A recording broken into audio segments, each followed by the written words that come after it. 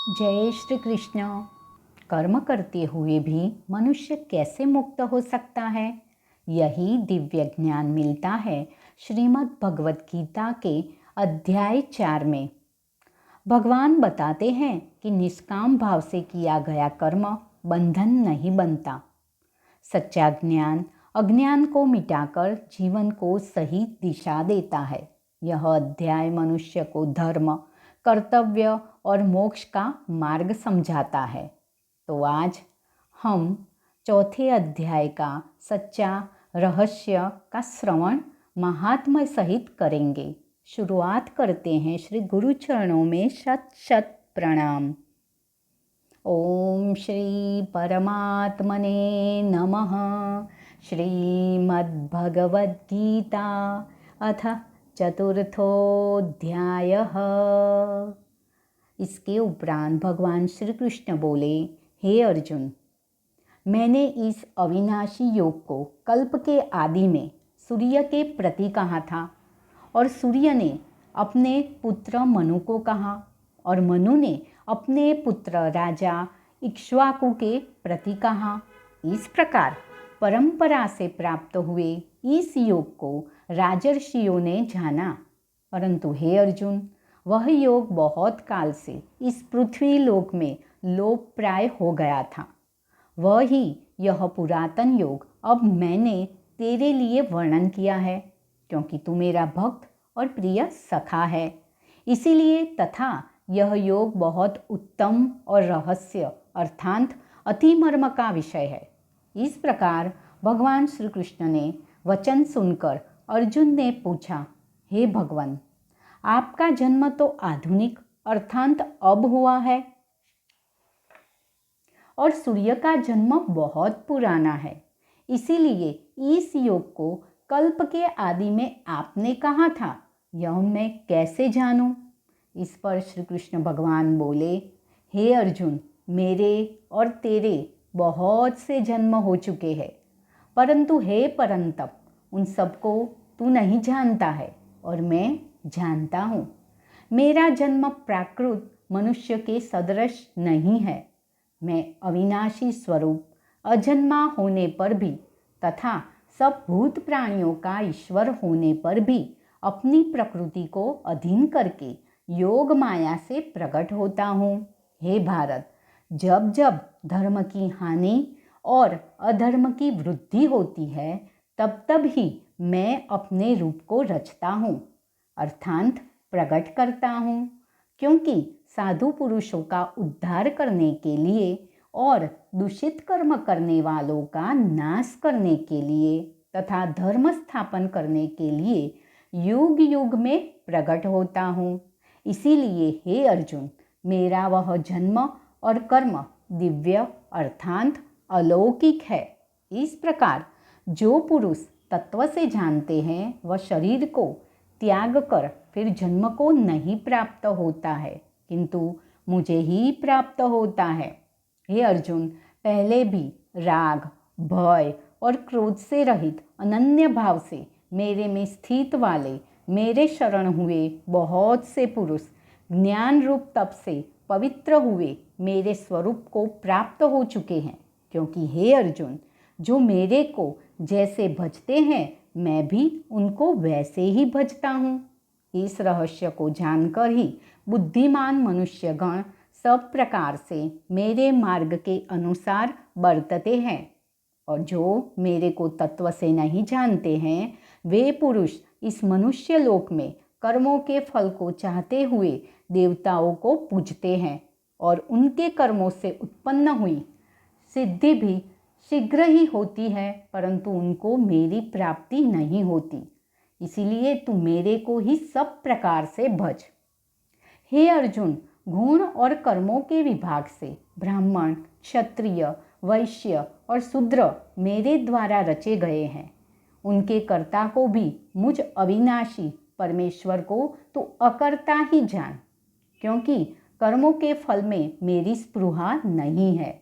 इसीलिए मेरे को कर्म लिपायमान नहीं करते। इस प्रकार जो मेरे को तत्व से जानता है, वह भी कर्मों से नहीं बंधता है तथा पहले होने वाले मुमुक्षु पुरुषों द्वारा भी इस प्रकार जानकर ही कर्म किया गया है। इससे तू भी पूर्वजों द्वारा सदा से किए हुए कर्मों को ही कर। परंतु कर्म क्या है और अकर्म क्या है, ऐसे इस विषय में बुद्धिमान पुरुष भी मोहित है।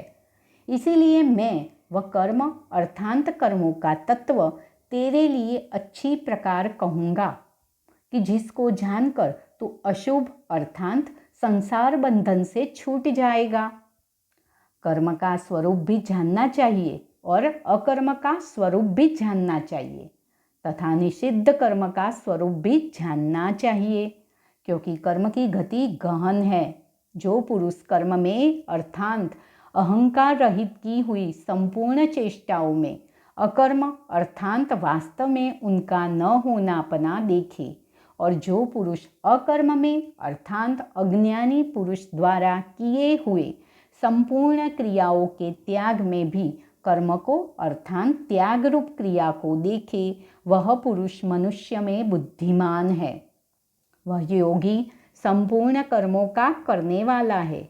हे अर्जुन, जिसके संपूर्ण कार्य कामना और संकल्प से रहित है, ऐसे उस ज्ञान रूप अग्नि द्वारा भस्म हुए कर्मों वाले पुरुष को ज्ञानी जन भी पंडित कहते हैं। जो पुरुष सांसारिक आश्रय से रहित सदा परमानंद परमात्मा में तृप्त है, वह कर्मों के फल और संग अर्थांत कर्तृत्व अभिमान को त्याग कर कर्म में अच्छी प्रकार बरतता हुआ भी कुछ भी नहीं करता है। जीत लिया है अंतःकरण और शरीर जिसने, तथा त्याग दी है संपूर्ण भोगों की सामग्री जिसने, ऐसा आशा रहित पुरुष केवल शरीर संबंधी कर्मों को करता हुआ भी पाप को नहीं प्राप्त होता है। अपने आप जो कुछ आप प्राप्त हो उसमें ही संतुष्ट रहने वाला और हर शोकादि द्वंद्वों से अतीत हुआ तथा मत्सरता अर्थांत ईर्षा से रहित सिद्धि और असिद्धि में समत्व भाव वाला पुरुष कर्मों को करके भी नहीं बंधता है, क्योंकि आसक्ति से रहित ज्ञान में स्थित हुए चित्त वाले यज्ञ के लिए आचरण करते हुए मुक्त पुरुष के संपूर्ण कर्म नष्ट हो जाते हैं। उन यज्ञ के लिए आचरण करने वाले पुरुषों में से कोई तो इस भाव से यज्ञ करता है कि अर्पण अर्थांत स्त्रुवादिक भी ब्रह्म है और हवि अर्थांत हवन करने योग्य द्रव्य भी ब्रह्म है, और ब्रह्मरूप अग्नि में ब्रह्मरूप कर्ता के द्वारा जो हवन किया गया है वह भी ब्रह्म ही है। इसीलिए ब्रह्मरूप कर्म में समाधिस्थ हुए उस पुरुष द्वारा जो प्राप्त होने योग्य है वह भी ब्रह्म ही कहा गया है। और दूसरे योगी जन देवताओं के पूजन रूप यज्ञ को ही अच्छी प्रकार उपासते हैं अर्थात करते हैं, और दूसरे ज्ञानी जन पर ब्रह्म परमात्मा रूप अग्नि में यज्ञ के द्वारा ही यज्ञ को हवन करते हैं। अन्य योगी जन श्रोतादिक सब इंद्रियों को संयम अर्थात स्वाधीनता रूप अग्नि में हवन करते हैं, अर्थात इंद्रियों को विषयों से रोककर अपने वश में कर लेते हैं। और दूसरे योगी लोग शब्दादिक विषयों को इंद्रिय रूप अग्नि में हवन करते हैं, अर्थात राग द्वेष रहित इंद्रियों द्वारा विषयों को ग्रहण करते हुए भी भस्म रूप करते हैं। दूसरे योगी जन संपूर्ण इंद्रियों को, चेष्टाओं को तथा प्राणों के व्यापार को ज्ञान से प्रकाशित हुई परमात्मा में स्थिति रूप योगाग्नि में हवन करते हैं। दूसरे कई पुरुष ईश्वर अर्पण बुद्धि से लोक सेवा में द्रव्य लगाने वाले हैं, वैसे ही कई पुरुष स्वधर्म पालन रूप तप यज्ञ को करने वाले हैं, और कई अष्टांग योग रूप यज्ञ को करने वाले हैं, और दूसरे अहिंसादि तीक्ष्ण व्रतों से युक्त यत्नशील पुरुष भगवान के नाम का जप तथा भगवत प्राप्ति विषयक शास्त्रों का अध्ययन रूप ज्ञान यज्ञ के करने वाले हैं। दूसरे योगी जन अपान वायु में प्राण वायु को हवन करने वाले हैं, वैसे ही अन्य योगी जन प्राण वायु में अपान वायु को हवन करते हैं तथा अन्य योगीजन प्राण और अपान की गति को रोककर प्राणायाम के परायण होते हैं। दूसरे नियमित आहार करने वाले योगीजन प्राणों को प्राणों में ही हवन करते हैं। इस प्रकार यज्ञों द्वारा नाश हो गया है पाप जिनका, ऐसे यह सभी पुरुष यज्ञों को जानने वाले हैं।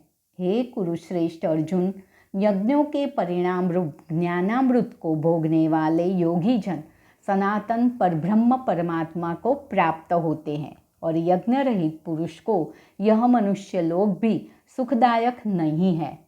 फिर परलोक कैसे सुखदायक होगा? ऐसे बहुत प्रकार के यज्ञ वेद की वाणी में विस्तार किए गए हैं। उन सबको शरीर, मन और इंद्रियों की क्रिया द्वारा ही उत्पन्न होने वाले जान। इस प्रकार तत्व से जानकर निष्काम कर्मयोग द्वारा संसार बंधन से मुक्त हो जाएगा। हे अर्जुन, सांसारिक वस्तुओं से सिद्ध होने वाले यज्ञ से ज्ञान रूपी यज्ञ सब प्रकार से श्रेष्ठ है, क्योंकि हे पार्थ, संपूर्ण यावन मात्र कर्म ज्ञान में शेष होते हैं, अर्थात ज्ञान उनकी पराकाष्ठा है। इसीलिए तत्व को जानने वाले ज्ञानी पुरुषों से भली प्रकार दंडवत प्रणाम तथा सेवा और निष्कपट भाव से किए हुए प्रश्न द्वारा उस ज्ञान को जान। वे मर्म को जानने वाले ज्ञानी जन तुझे उस ज्ञान का उपदेश करेंगे कि जिसको जानकर तू फिर इस प्रकार मोह को प्राप्त नहीं होगा।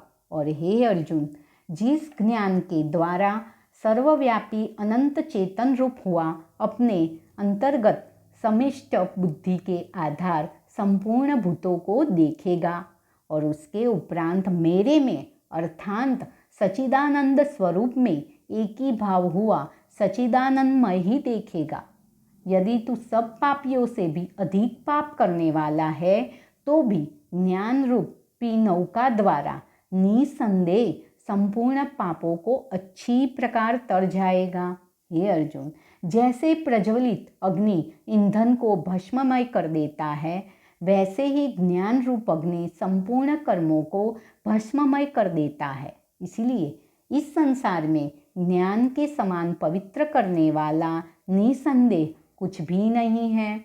उस ज्ञान को कितने ही काल से अपने आप समत्व बुद्धि रूप योग के द्वारा अच्छी प्रकार शुद्धांतकरण हुआ पुरुष आत्मा में अनुभव करता है। हे अर्जुन, जितेंद्रिय तत्पर हुआ श्रद्धावान पुरुष ज्ञान को प्राप्त होता है। ज्ञान को प्राप्त होकर तत्क्षण भगवत प्राप्ति रूप परम शांति को प्राप्त हो जाता है। हे अर्जुन, भगवत विषय को न जानने वाला तथा श्रद्धा रहित और संशयुक्त पुरुष परमार्थ से भ्रष्ट हो जाता है। उनमें भी संशयुक्त पुरुष के लिए तो न सुख है और न यह लोक है न परलोक है, अर्थात यलोक और परलोक दोनों ही उसके लिए भ्रष्ट हो जाते हैं। हे धनंजय, समत्व बुद्धि रूप योग द्वारा भगवत दर्पण कर दिए हैं। संपूर्ण कर्म जिसने और ज्ञान द्वारा नष्ट हो गए हैं, सब संशय जिसके जैसे परमात्मा परायण पुरुष को कर्म नहीं बांधते हैं। इससे ही हे भरतवंशी अर्जुन, तू समत्व बुद्धि रूप योग में स्थित हो और यज्ञान से उत्पन्न हुए हृदय में स्थित इस अपने संशय को ज्ञान रूप तलवार द्वारा छेदन करके युद्ध के लिए खड़ा हो जा।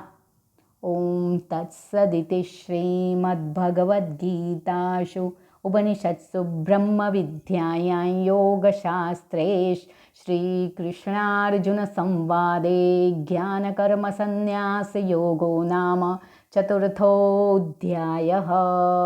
ओम श्री कृष्णार्पणमस्तु। जय श्री कृष्ण। हम अब चौथे अध्याय का महात्म्य का श्रवण करेंगे। श्री भगवान कहते हैं, प्रिय, अब मैं चौथे अध्याय का महात्म्य बतलाता हूँ, सुनो। भागीरथी के तट पर वाराणसी नाम की एक पुरी है। वहाँ विश्वनाथ जी के मंदिर में भरत नाम के एक योगनिष्ठ महात्मा रहते थे। जो प्रतिदिन आत्मचिंतन में तत्पर हो, आदरपूर्वक गीता के चतुर्थ अध्याय का पाठ किया करते थे। उसके अभ्यास से उनका अंतःकरण निर्मल हो गया था। वे शीत उष्ण आदि द्वंद्वों से कभी व्यथित नहीं होते थे। एक समय की बात है, वे तपोधन नगर की सीमा में स्थित देवताओं का दर्शन करने की इच्छा से भ्रमण करते हुए नगर से बाहर निकल गए। वहाँ बेर के 2 वृक्ष थे। उन्हीं की जड़ में वे विश्राम करने लगे। एक वृक्ष की जड़ में उन्होंने अपना मस्तक रखा था और दूसरे वृक्ष के मूल में उनका एक पैर टिका हुआ था। थोड़ी देर बाद जब वे तपस्वी चले गए, तब बेर के वे दोनों वृक्ष 5 ही 6 दिनों के भीतर सूख गए। उनमें पत्ते और डालियां भी नहीं रह गई। तत्पश्चात वे दोनों वृक्ष कहीं ब्राह्मणों के पवित्र गृह में 2 कन्याओं के रूप में उत्पन्न हुए। वे दोनों कन्याएं जब बढ़कर 7 वर्ष की हो गई, तब एक दिन उन्होंने दूर देशों से घूमकर आते हुए भरत मुनि को देखा। उन्हें देखते ही वे दोनों उनके चरणों में पड़ गई और मिठी वाणी में बोली, मुने, आपकी ही कृपा से हम दोनों का उद्धार हुआ है। हमने बेर की योनि त्याग कर मानव शरीर प्राप्त किया है। उनके इस प्रकार कहने पर मुनि को बड़ा विस्मय हुआ। उन्होंने पूछा, पुत्रियों, मैंने कब और किस साधन से तुम्हें मुक्त किया था? साथ ही यह भी बताओ कि तुम्हारे बेर के वृक्ष होने में क्या कारण था, क्योंकि इस विषय में मुझे कुछ भी ज्ञात नहीं है। तब वे कन्याएं पहले उन्हें अपने बेर हो जाने का कारण बतलाती हुई बोली, मुने, गोदावरी नदी के तट पर छिन्न पाप नाम का एक उत्तम तीर्थ है, जो मनुष्य को पुण्य प्रदान करने वाला है। वह पावनता की चरम सीमा पर पहुंचा हुआ है। उस तीर्थ में सत्यतपा नामक एक तपस्वी बड़ी कठोर तपस्या कर रहे थे। वे ग्रीष्म ऋतु में प्रज्वलित अग्नियों के बीच में बैठते थे। वर्षा काल में जल की धाराओं से उनके मस्तक के बाल सदा भीगे ही रहते थे तथा झाड़ों के समय जल में निवास करने के कारण उनके शरीर में हमेशा रोंगटे खड़े रहते थे। वे बाहर भीतर से सदा शुद्ध रहते, समय पर तपस्या करते तथा मन और इंद्रियों को संयम में रखते हुए परम शांति प्राप्त करके आत्मा में ही रमण करते थे। वे अपनी विद्वता के द्वारा जैसा व्याख्यान करते थे, उसे सुनने के लिए साक्षात ब्रह्मा जी भी प्रतिदिन उनके पास उपस्थित होते और प्रश्न करते थे। ब्रह्मा जी के साथ उनका संकोच नहीं रह गया था, अतः उनके आने पर भी वे सदा तपस्या में मग्न रहते थे। परमात्मा के ध्यान में निरंतर संलग्न रहने के कारण उनकी तपस्या सदा बढ़ती ही रहती थी। सत्यतपा को जीवन मुक्त के समान मानकर इंद्र को अपने समृद्धिशाली पद के संबंध में कुछ भय हुआ। तब उन्होंने उनकी तपस्या में सैकड़ों विघ्न डालने आरंभ किए।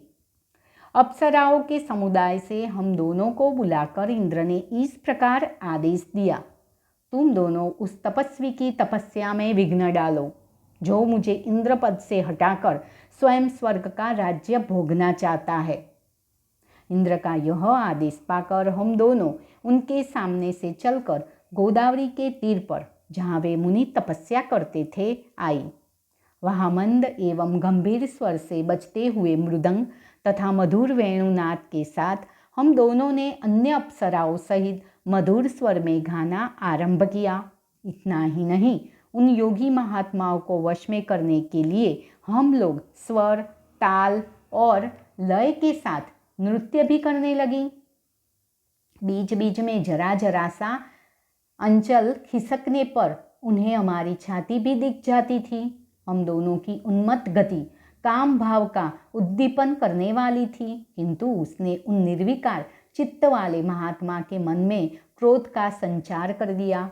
तब उन्होंने हाथ से जल छोड़कर हमें क्रोधपूर्वक शाप दिया, अरे तुम दोनों गंगा जी के तट पर बेर के वृक्ष हो जाओ।